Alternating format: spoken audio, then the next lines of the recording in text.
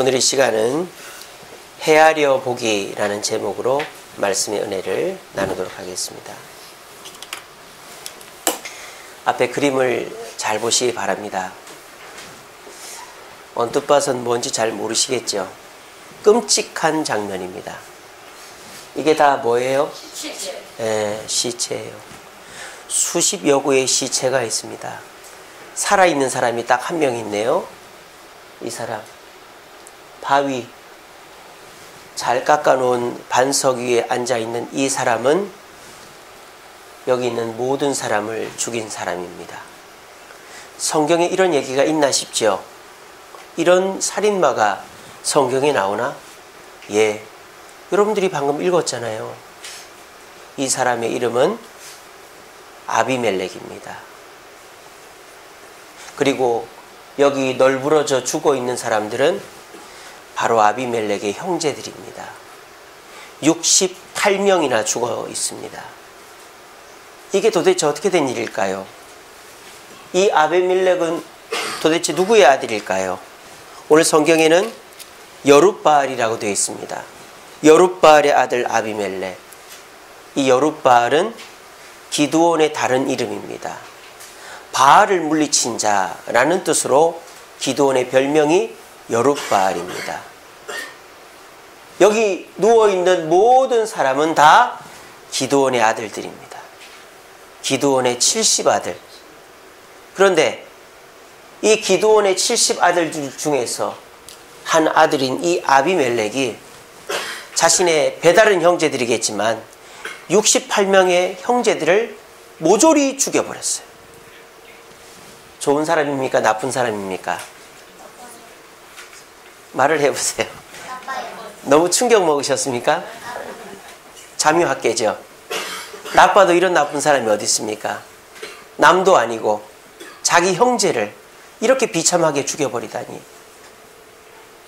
그런데 이 아비멜렉은 왜 형제들을 죽였는지 아세요? 돈 때문에? 우리 한결이는 항상 돈이에요, 돈. 왕이 되려고 한 거예요. 내가 왕이 되려다 보니까 경쟁자를 죽여야 되겠다 해서 자기 형제 68명을 죽였습니다. 왜 68명인가? 일단 이 아비멜렉은 안 죽었으니까, 그죠? 한 명이 더 있죠? 누가 안 죽었습니까? 예, 잘 읽으셨네요. 5절에 보면 요담이라는 동생이 도망을 쳤어요. 그래서 한 명, 그러니까 도망치고 아비멜렉 빼고 다 죽였습니다.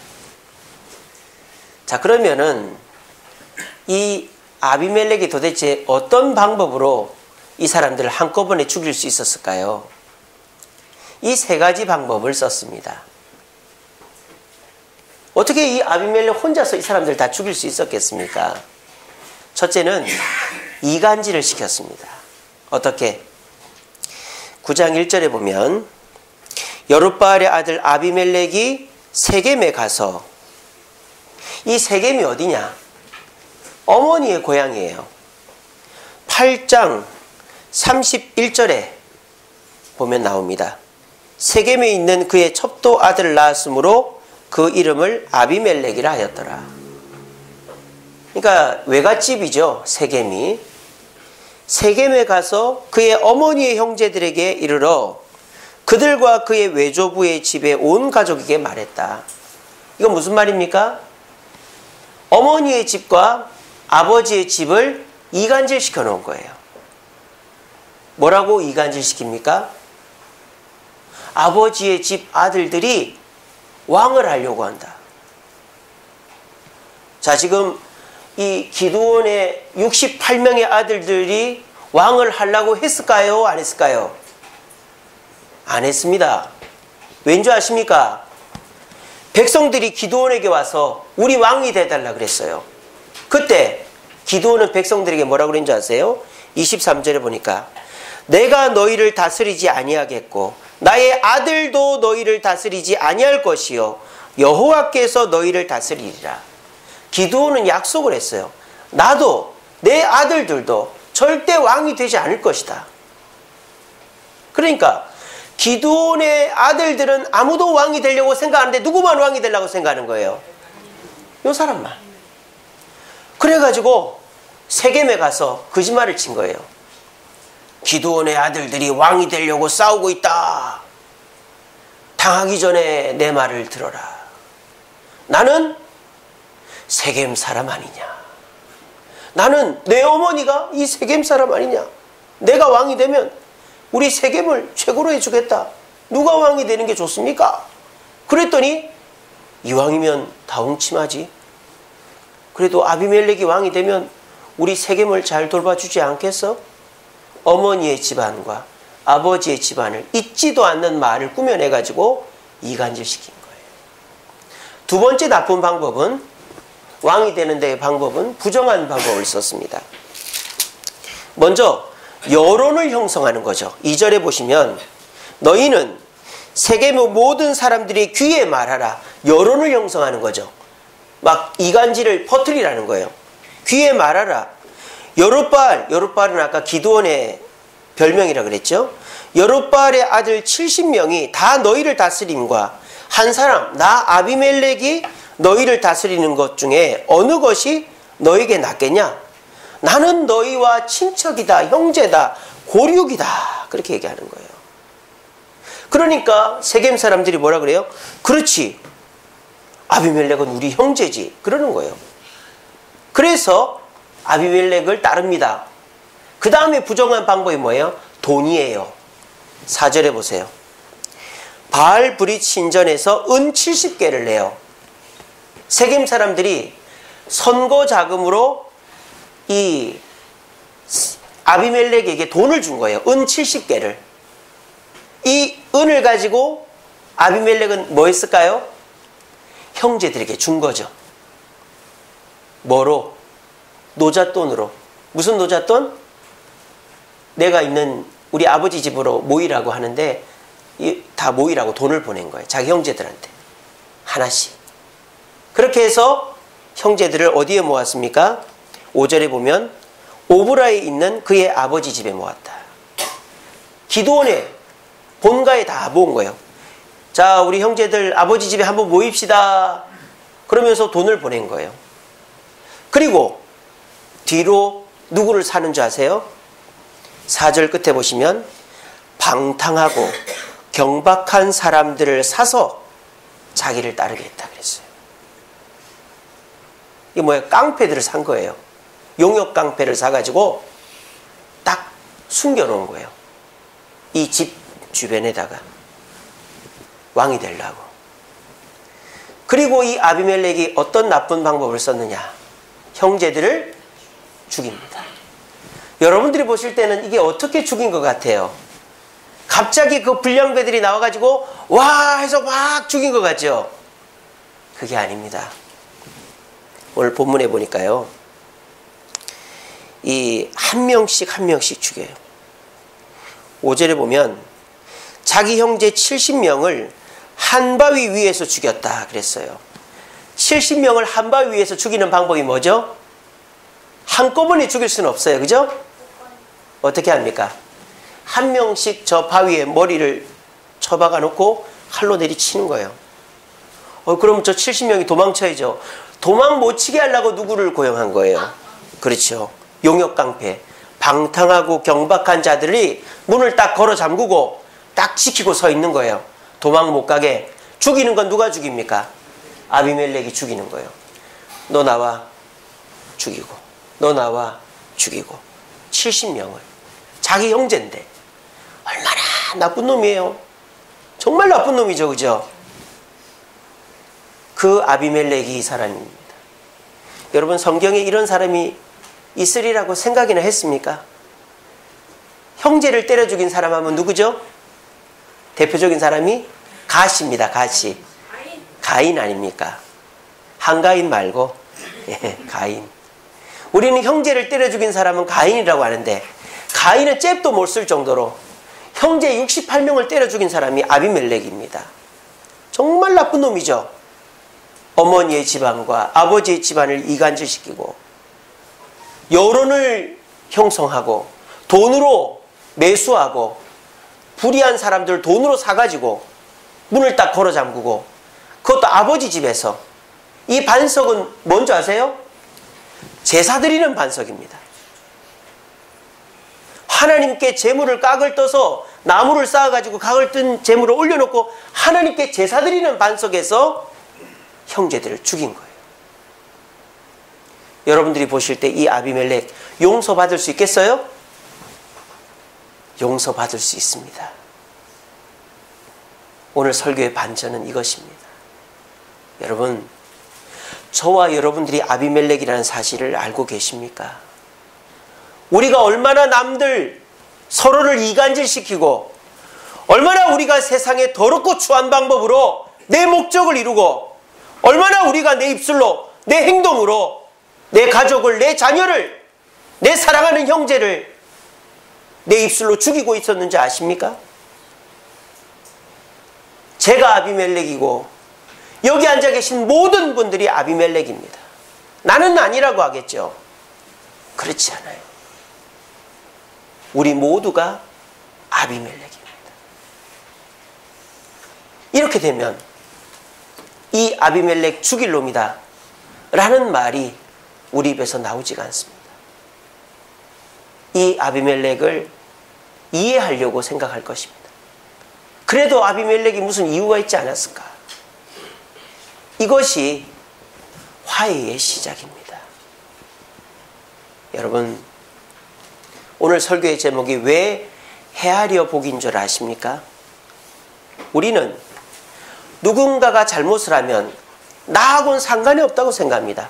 그건 저 사람의 잘못이고, 저 사람의 문제고, 저 사람은 나쁜 사람이고, 저 사람은 원래부터 악한 사람이다. 그러면 어떻게 됩니까? 선을 딱 끊고 저 사람은 죽일 놈, 나는 안 그런 놈, 이렇게 되는 거예요. 그런데요, 우리는 그 사람과 내가 같다라는 생각을 하는 순간 그 사람을 헤아려 보게 됩니다. 왜 저랬을까? 왜 저랬을까? 이유가 있겠지, 이유가 있겠지. 이것이 사람을 이해하고 용서하는 첫 단계인 것입니다. 혹시 지금도 저 사람은 나쁜 사람, 나는 좋은 사람, 저 사람은 절대 용서 못해, 저 사람은 악인이야, 이런 마음이 있습니까? 그러면 저와 여러분들은 올 한 해 동안 나는 선하고 저 사람은 악하고, 그래서 나는 살아도 되고 저 사람은 벌 받아야 된다라는 이분법적 사고 속에서 주님이 절대로 원하시지 않는 생각에 빠져있는 분들일 것입니다. 어머니의 집안과 아버지의 집안을 이간질시키고 여론을 형성하고 돈을 가지고 사람을 매수해서 문을 걸어 잠그고 한 명씩 하나님께 제사 드리는 자리에서 목을 쳐 죽인 이 아비멜렉이 남이 아니라 바로 나라는 생각을 할 때 우리에게는 용서와 화해와 변화의 실마리가 주어진다는 사실을 기억하시기를 바랍니다. 자, 그럼 우리 아비멜렉을 한번 이해해 봅시다. 우리 그런 말이 있지 않습니까? 자녀는 부모의 거울이라고. 자녀가 잘못된 행동을 할 때 저는 왜 저럴까가 아니라 내가 저랬지, 내가 잘못 가르쳤지, 내가 덜 신경 썼지, 이렇게 돼야 되는 거잖아요. 마찬가지입니다. 아비멜렉이 곧 나라면 우리는 어떻게 할까요? 이유가 있겠지 라고 생각하게 되는 것입니다. 아비멜렉이 어떻게 하다가 이토록 악한 사람이 되어서 스스로 왕이 되려고 했을까요? 여러분, 이유가 있어요. 우리가 그거를 헤아려 봐야 됩니다. 왜? 내가 아비멜렉이니까. 첫째로, 아비멜렉은 엄청난 열등감에 사로잡혀 있었습니다. 8장 31절에 보시면 뭐라고 되어 있습니까? 그의 첩도 아들을 낳았는데 그의 이름이 아비멜렉이다. 아비멜렉은 본처의 소생이 아니라 첩의 자식입니다. 요즘은 뭐 일부 일처제고 그러니까 첩의 자식의 서러움을 모르지만 이 아비멜렉은 70명의 아들들 중에서 몇 명이나 될지 모르지만은 첩의 자식이었어요. 우리나라 역사에서 첩의 자식의 서러움을 알 수 있는 사람이 있죠. 누굽니까? 홍길동도 있고 영조가 있습니다. 여러분, 우리나라 양반이 평민이랑 결혼해서 낳은 아들을 뭐라 그러죠? 서자라고 합니다. 자, 그러면 양반이 천민이랑 결혼해서 낳은 아들을 뭐라 할까요? 쌍놈. 예, 쌍놈 맞습니다. 근데 그거를 조금 고상하게 한자로 얼자라고 합니다. 얼자. 그래서 서얼제도라는 게 있는 거예요. 서자와 얼자는 이렇게 해라. 홍길동은 바로 얼자입니다. 얼자. 어머니가 평민이 아니라 종이에요, 종. 영조가 바로 무수리의 아들이에요. 무수리. 궁궐에서 일하는 천민. 숙종이, 숙종대왕이, 숙종하면 여자 중에 누가 유명하죠? 장희빈이 유명하지 않습니까?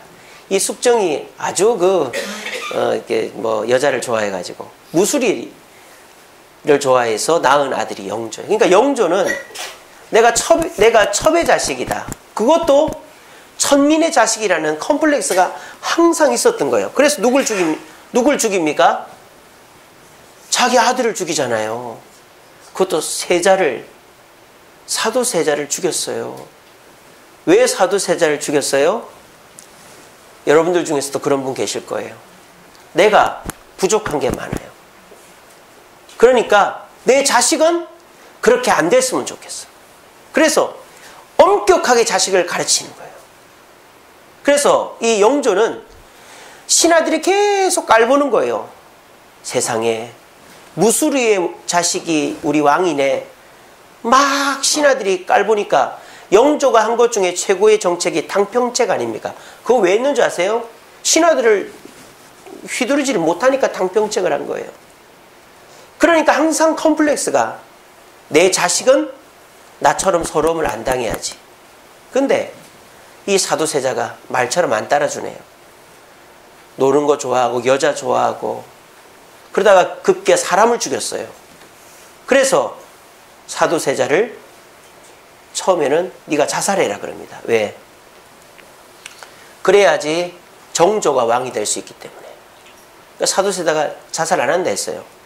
그래서 영조가 직접 뒤주에 놓고 못질을 해서 아들을 죽여버렸어요. 이게 열등감이에요. 열등감이 없는 분들은 열등감 있는 사람을 이해를 못해요. 아들을 죽일 정도로 강한 악이 열등감입니다. 아비멜렉의 뜻이 뭔지 아세요? 너의 아버지는 왕이다. 누가 지어줬을까요? 엄마가 지어줬어요. 엄마가. 이 엄마가 아들만 보면 잘 들어. 네 아버지는 왕이야. 기드온이 자기가 왕이라 그랬어요? 왕 안 한다 했어요? 아들들도 왕 하지 말라 했어요? 이 엄마가 첩이라는 열등감을 자식에게 주사 놓은 거예요. 첩이라는 열등감 때문에 네가 왕이 되어야 돼. 네가 왕이 되어야 돼. 그래서 그 열등감이 주입돼 가지고 아비멜렉, 그래 나는 왕이 되어야 될 사람이야. 형제를 죽여서라도 왕이 돼야지.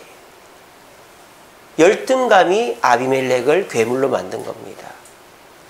두 번째 아비멜렉에게는 뭐가 있었느냐? 상실감이 있었습니다. 아비멜렉에 무슨 상실감이 있었을까요? 8장 35절에 보면 또 여룻바알이라 하는 기드온이 이스라엘에 베푼 모든 은혜를 따라 그의 집에 후대하지 아니하였더라. 누가 기드온의 집에 후대를 안 했다는 얘기예요? 이스라엘 백성들이. 그럼 이스라엘 백성들은 왜 기드온의 집을 후대하지 않았을까요? 기드온이 이스라엘을 구했는데. 그 힌트가 앞에 보면 나옵니다. 33절에 기드온이 이미 죽음에 이스라엘 자손이 돌아서서 바알을 따라서 음행하였으며 또 바알 브릿을 자기들의 신으로 삼았다. 기드온이 죽자 이스라엘 백성들은 다시 우상 숭배의 길로 돌아간 것입니다. 근데 기드온은 여룻바알 아닙니까? 바알을 물리치는 자 아닙니까? 그러니까 바알을 물리치는 자, 바알과 대적하는 자를 잘해줄 리가 없겠죠. 그러니까 이스라엘 백성들이 기드온과 그의 아들들을 후대하지 않고 내팽개쳐둬 버린 거예요.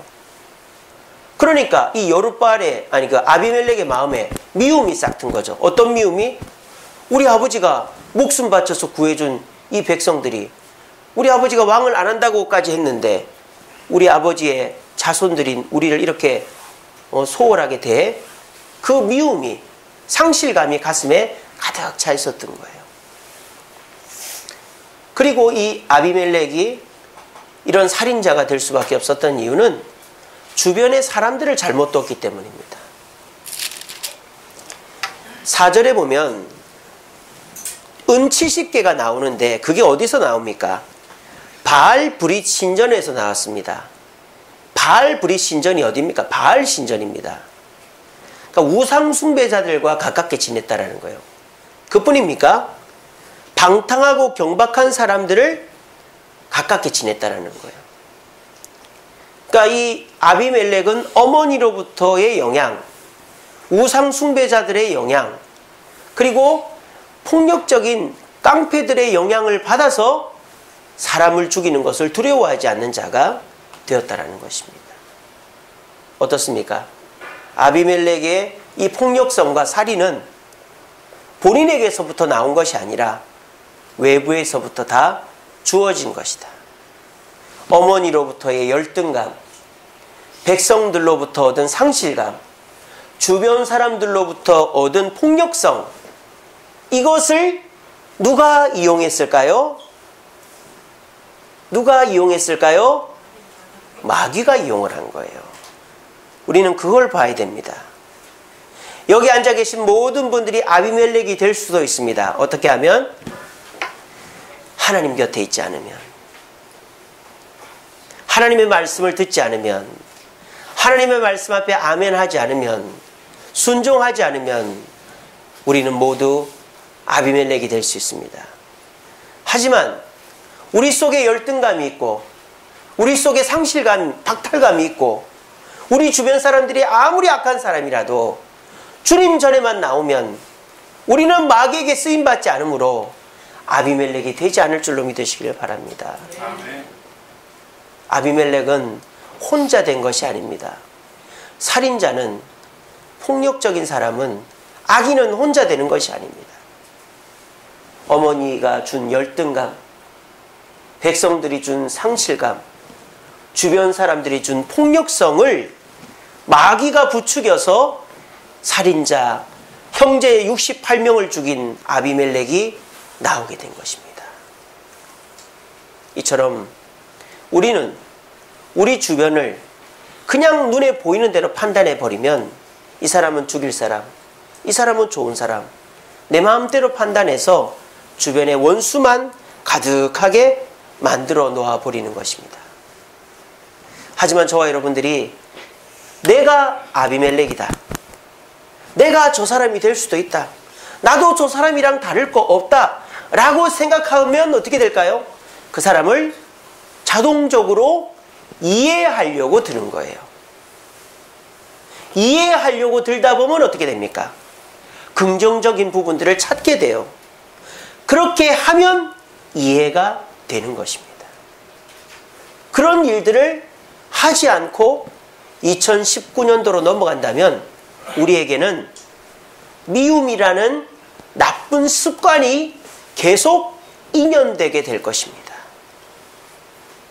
여러분들은 2018년도의 악연을 2019년도에도 계속 이어가고 싶으십니까? 여러분들이 미워하는 그 사람, 여러분들과 갈등하고 있는 그 사람, 계속 그 마음 그 상태로 2019년도를 가면 우리 주변에 나하고 좋게 지내는 사람은 아무도 없어지고 외톨이가 되고 말 것입니다. 가정에서 남편과 평행선을 긋고 있습니까? 자녀들을 볼 때마다 한숨이 나오십니까? 그래서 저놈이 문제야, 저 마누라가 문제야, 저 남편이 문제야, 우리 엄마 아빠 형제가 문제야, 그러면서 2019년도에도 나와 갈등하는 사람을 계속 만들어 가시겠습니까? 그럼 우리 인생은 내 주변에서부터 불행해질 것입니다. 우리는 오늘 이 시간 헤아려 보는 지혜를 가져야 합니다. 교회에 오니까 그게 가능해지는 거예요. 세상 어디에 가도 그 사람의 입장에서 생각해보자는 말을 하지 않습니다. 그 사람은 잘못됐고 너는 잘했어. 너 절대 굽히지 마. 너가 하고 싶은 대로 해. 세상에선 그렇게 얘기하지, 저 사람 입장에서 생각해봐. 저 사람도 이유가 있을 거야. 저 사람을 헤아려 줘야지 라는 말 잘하지 않습니다. 요즘 학교에서도 그런 말 하지 않습니다. 오늘 이 좋은 시간에 이제 몇 초 후면은 2019년도가 됩니다. 이 중요하고 중요한 시간에 이 교회를 나오신 여러분들에게 어떤 선물을 줄까 고민하다가 우리의 마음속에 있는 미움이라는 짐을 좀 털고 갈 수 있는 방법을 가르쳐 드리고 싶었습니다. 여러분, 미워하면 나만 힘들어요. 여러분이 미워하는 사람은 여러분이 미워한다는 것도 모를 수도 있어요. 물론 안 좋아한다는 것 정도는 알겠죠. 하지만 그만큼 나를 미워하는지는 모를 거예요. 결국 미워하는 거는 나만 손해보는 일이에요. 나만. 그리고 그 미움을 내 자녀에게 말하는 거는 내 자녀에게 독약을 먹이는 거예요. 네 아버지 봐라, 이랬다. 네 아버지 이래가지고 되겠냐. 그러면 그 애는 평생 가도 그 아버지를 용서를 못해요. 자녀한테 아버지나 형제나 누구 욕을 하면은 자녀는 그 어머니, 아버지 말만 믿고 그 사람은 절대 용서를 안 하게 되는 겁니다. 각인이 되기 때문에. 미움은 나만 힘든 거지 절대 도움이 안 되는 거예요. 그리고요, 망고불변의 진리가 있습니다. 미워해서 변화되는 사람 없어요. 여러분 그렇지 않나요? 누군가를 미워해 보세요. 그 사람 변화되는가? 미워할 때는 내가 미워하니까 통쾌할지는 몰라도 미워하는 사람은 절대 변화되지 않습니다. 그럼 어떻게 해야 됩니까?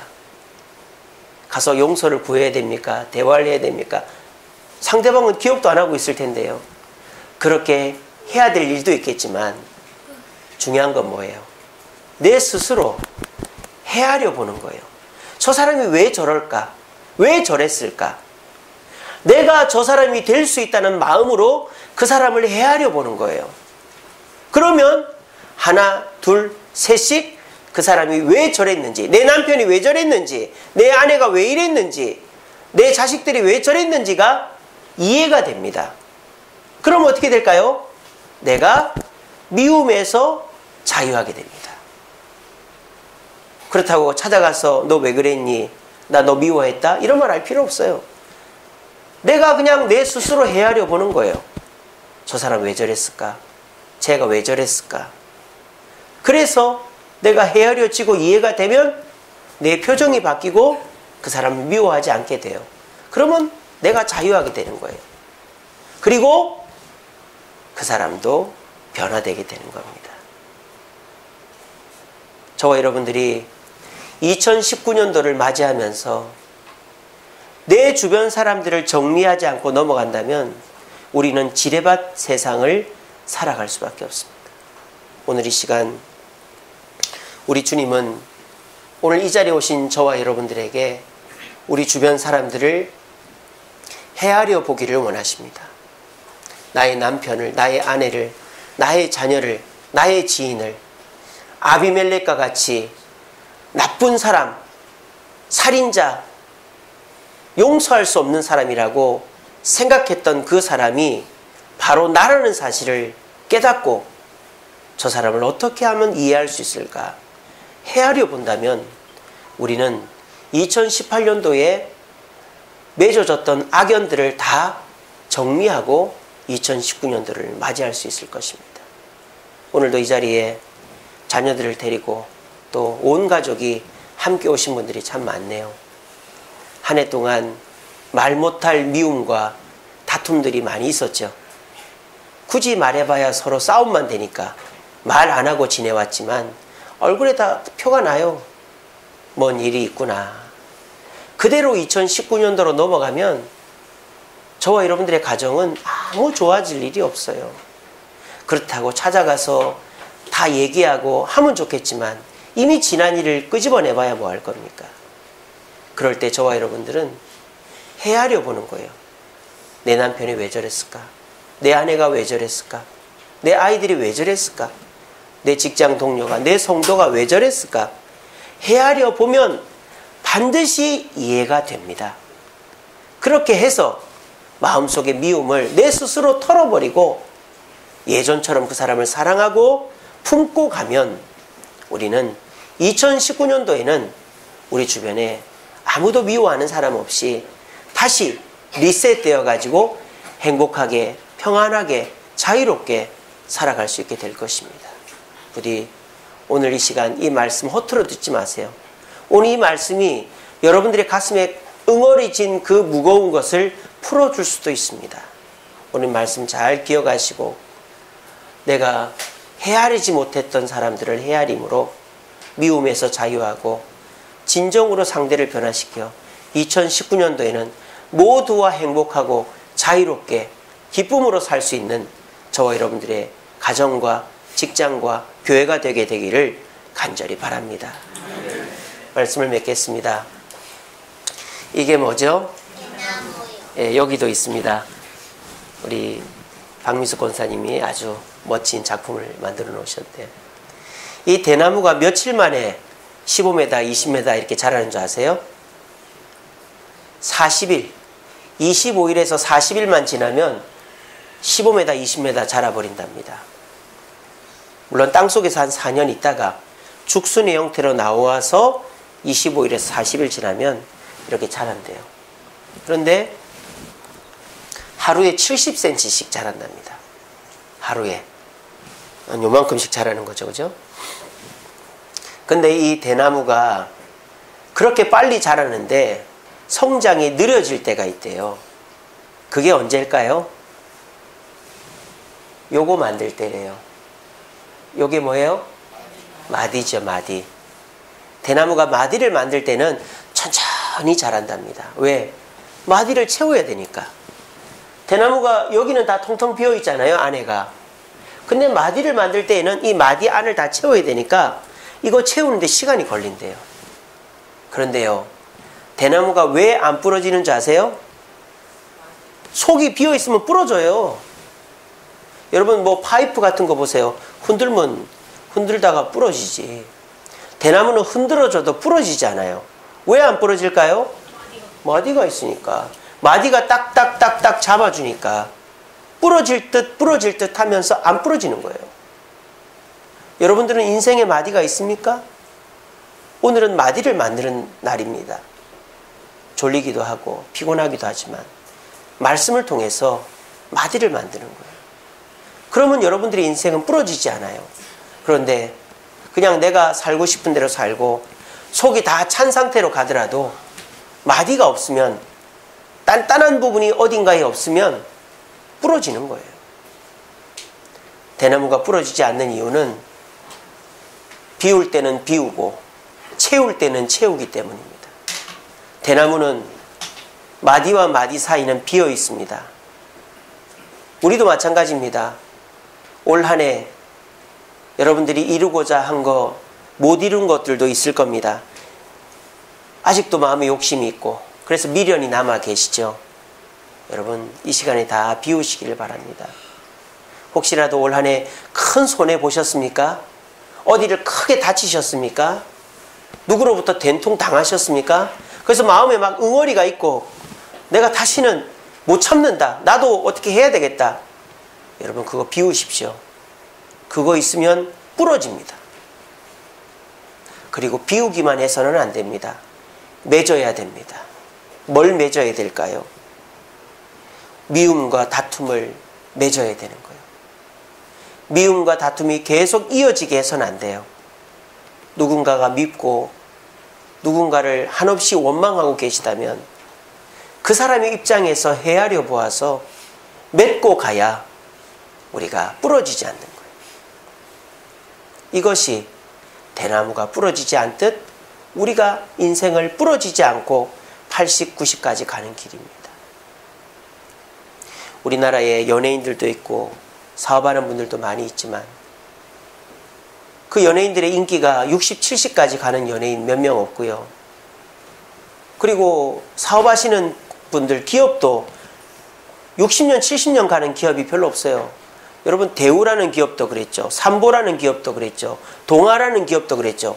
불과 30년 전까지만 해도 있었어요. 지금 어디 있습니까? 60년, 70년 가는 기업이 별로 없어요. 삼성도 어떻게 될지 모르죠. 현대도 이제 거의 반만 남았잖아요.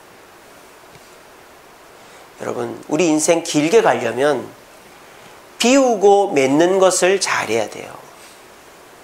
왜 하나님께서 1년, 2년, 3년, 한 달, 두 달, 세 달, 하루, 이틀, 3일 이렇게 사시와 일자를 만들어 놓으셨을까요? 비우고 맺으라는 것입니다. 비우고 맺기 위해서는 우리에게 헤아림의 지혜가 필요합니다. 헤아려 봐야 되는 거예요. 그냥 가만히 있는다고 비워지는 게 아니고 맺어지는 게 아닙니다. 뭐로 헤아려야 될까요? 말씀으로 헤아려야 되는 겁니다. 청년이 무엇으로 그 행실을 깨끗하게 하리까? 주의 말씀만 지킬 따름입니다. 오늘 말씀을 잘 기억하세요. 우리는 남이 악하다고 생각하지만 남이나 나나 다를 바 없는 우리 모두가 악인이라는 사실을 이 시간에 말씀을 통해 깨달으시기 바랍니다. 그리고 어떤 악인도 스스로 악인이 된 사람은 없다는 사실을 깨달으시기 바랍니다. 다 헤아려 보면 이유가 있어요. 그래서 우리가 그런 사람들을 이해하고 미움을 벗어버릴 때 그런 우리의 모습을 통해 상대도 변화되는 거예요. 그리고 우리의 2018년도를 돌아볼 때 답답하고 어렵고 억울하고 원통할 때가 있죠. 여러분, 비우셔야 됩니다. 그거 짊어지고 가시면 부러져요. 부러져요. 오늘 이 시간에 다 비우세요. 우리 모두가 맺힌 마음과 원통한 마음들을 비우고 맺음으로 말미암아 말씀으로 우리의 삶을 변화시켜 주님이 기뻐하시는 2019년도를 시작하여 2019년도에는 맺힌 것도 없고 누구 미워하는 것도 없고 욕심 가지는 것도 없이 새로운 피조물이 되어 시작할 수 있는 저와 여러분 되기를 간절히 바랍니다.